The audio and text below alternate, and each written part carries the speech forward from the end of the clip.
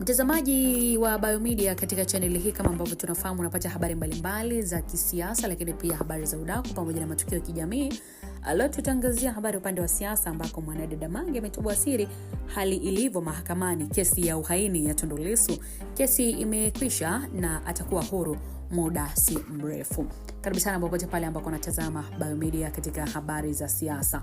Ni mkurugenzi wa sheria na haki za binadamu wa Chama cha Demokrasia na Maendeleo Chadema, wakili Gaston Galubindi, ambaye ameweza kusema kwamba hatua ya mkurugenzi wa mashtaka DPP kukataa rufaa katika mahakama ya rufani kupinga uamuzi wa mahakama kuu kuhusu kesi ya uhaini ambayo inamkabili Tundu Lissu si haki na si sahihi kisheria, akidai kwamba sheria hairuhusu rufaa katika maamuzi ya maombi madogo ndani ya shauri la msingi.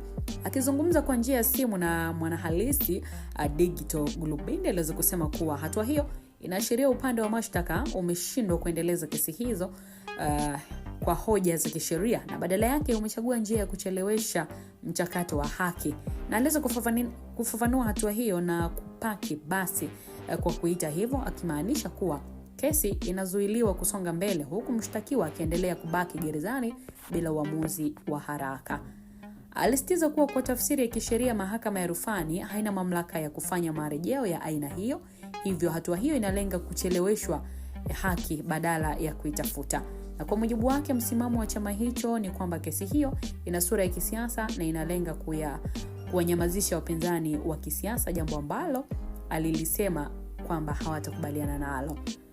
Galubindi alinukuu katiba akieleza kuwa mamlaka ya DPP inapaswa kutekeleza kwa kuzingatia nia ya kutenda haki na kuepuka matumizi mabaya ya mchakato wa utoaji wa haki, na aliweza kuongeza kuwa kufungua mashauri yasiyo na maslahi kwa umma kunasababisha matumizi mabaya ya rasilimali za taifa, na kusisitiza kuwa wataendelea kupaza sauti ndani na nje ya nchi kupinga wanachoamini ni ukiukwaji wa misingi ya haki pamoja na sheria. Tamati itakuwa ni gani katika kesi ambayo ni takribani mwaka sasa yanayomkabili mwenyekiti wa Chama cha Demokrasia na Maendeleo Chadema? Tuko vyema katika kuangazia hili na kukusogezea update mbalimbali kwa wakati mwingine.